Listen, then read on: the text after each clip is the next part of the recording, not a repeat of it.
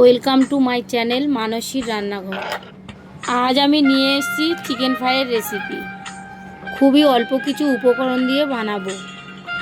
আমি এই রেসিপিটা বানানোর জন্য এখানে আমি 200 গ্রাম চিকেন নিয়েছি। প্রথমে আমি একটা ডিম দিয়ে দিলাম। এখানে আমি 1 চা চামচ রসুন বাটা দিয়ে দিলাম। হাফ চা চামচ গোলমরিচের গুঁড়ো দিয়ে দিলাম। 1 চা চামচ লাল লঙ্কার গুঁড়ো দিয়ে দিলাম। এখানে আমি পরিমাণ মতো লবণ দিয়ে দিলাম। ভিনেগার 1 চা চামচ দিয়ে দিলাম। সোয়া সস 1 চা চামচ দিয়ে দিলাম। টমেটো সস 1 চা চামচ দিয়ে দিলাম। এবার সবকিছু উপকরণ দিয়ে চিকেনগুলোকে একবার ভালোভাবে এইভাবে মিশিয়ে নেব। মিশিয়ে নেওয়ার পর এটাকে আমি 10 মিনিটের জন্য ঢাকা দিয়ে রাখবো। পুডিংয়ের জন্য আমি এখানে 4 চা চামচ ময়দা নিয়ে নিলাম। 3 চামচ কর্নফ্লাওয়ার নিয়ে নিলাম।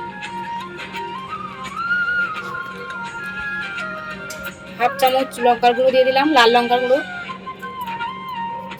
হাফ চামচেরও কম গোলমরিচের গুঁড়ো দিয়ে দিলাম।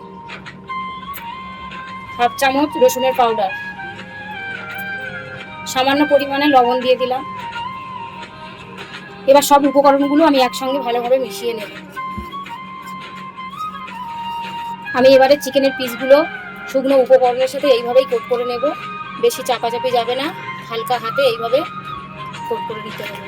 এটাকে এবার এইভাবে একটু শুকনো উপকরণগুলো একটু ছেড়ে নেব। এবার আমি গ্যাসের চুলায় একটা কড়াই বসিয়েছি। কড়াইতে কিছুটা পরিমাণে তেল দিয়েছি। তেল গরম হয়ে গেছে।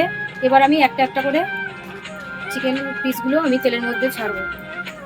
দেখুন বন্ধুরা, এবার চিকেনের পিসগুলো এইভাবে আমার ফ্রাই হবে।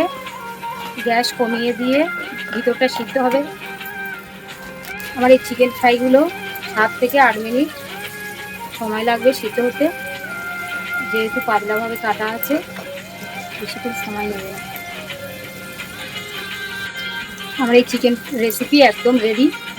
দেখুন চিকেন ফ্রাই একদম রেডি হয়ে গেছে, ভাজা হয়ে গেছে। আমি এবারে তুলে নেব। আপনারা চাইলে এর থেকে একটু লালও করতে পারেন।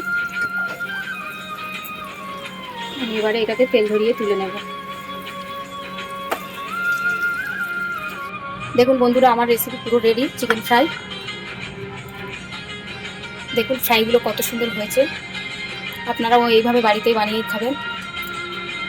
বন্ধুরা, আমার এই রেসিপিটি ভালো লেগে থাকলে লাইক করে দেবেন, সাবস্ক্রাইব করে দেবেন, শেয়ার করবেন। বন্ধুরা, আমার পুরো ভিডিওটা দেখার জন্য আপনাদের কাছে অনুরোধ রইল।